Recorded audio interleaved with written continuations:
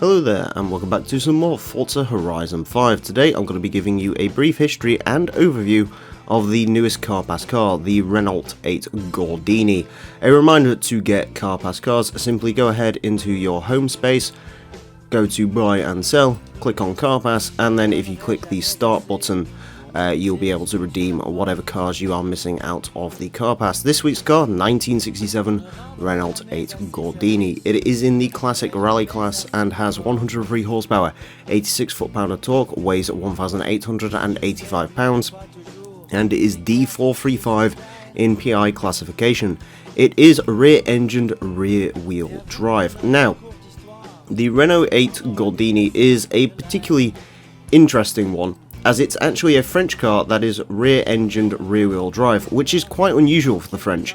Usually they preferred the more innovative method of going front-engine, front-wheel drive. Indeed, their people's car, the Citroën 2CV, their Traction Avant, so on and so forth. Renault has always been a little bit more traditional, shall we say, when it comes to the French car manufacturers. Indeed, at the time, rear-engined, rear-wheel drive was somewhat of the norm if you wanted to make a cheap car for the people.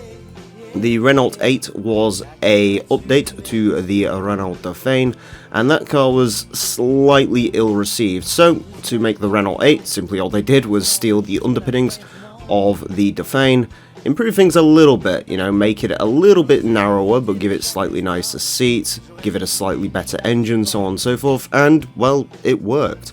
This car was eventually replaced by the Renault 10.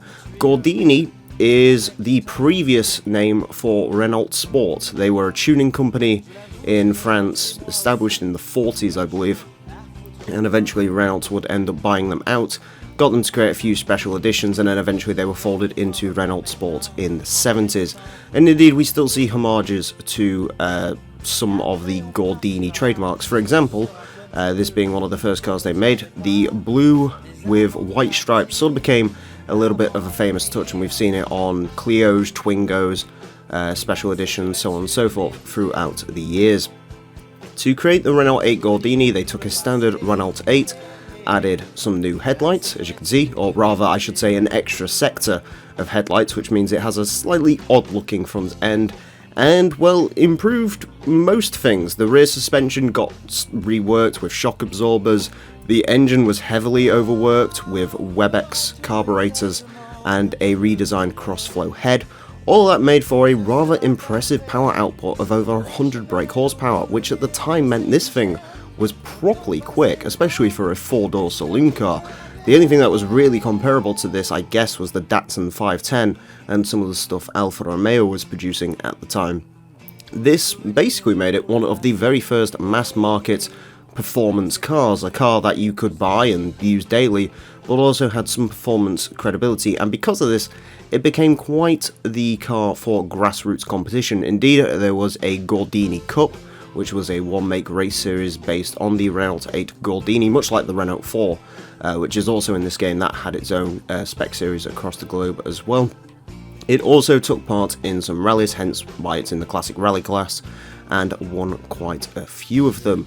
So, an interesting car, certainly, although perhaps not quite everyone's cup of tea. I know we're probably more into the more modern stuff, usually in the Forza community, but nevertheless, this car is pretty cool. Unfortunately, in terms of customization, unlike the Subaru, there's nothing major here. There is no wide body kits or anything like that.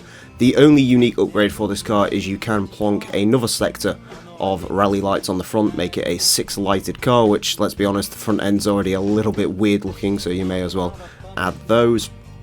And in terms of engine swaps, you have a 3.2 litre inline-6 from a BMW M3, 6.2 litre V8, which I'm sure you could have a lot of fun with, and a 1.6 litre inline-4 turbo rally, which is to be expected. As I said, no wide body kit, no real major interesting upgrades for this car. It's all sort of standard stuff as you would expect. You can get white walls on it though, which is kind of cool and actually kind of suit it. I suspect personally that this car is very likely going to end up being the basis for joke liveries. I'm going to imagine, because it's boxy, it's going to end up probably being used for larder deliveries and stuff like that, if I had to guess. Overall, I don't think this car is going to be challenging any leaderboard times particularly. I don't think it's going to be anyone's favourite build, but it is an interesting car, an interesting footnote in Renault's history.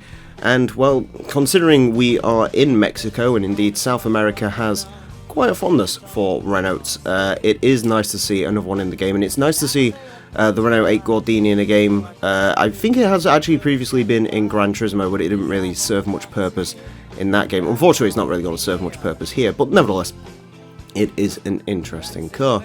So I hope you've learned something about the newest Car Pass car, the Renault 8 Gordini, and I do hope you've enjoyed. I'll be back next week to detail the next Car Pass car, so join us for that, and until then, farewell. Yes, I will stay here for a while, for I need the break, a break from the bruises of life, and everything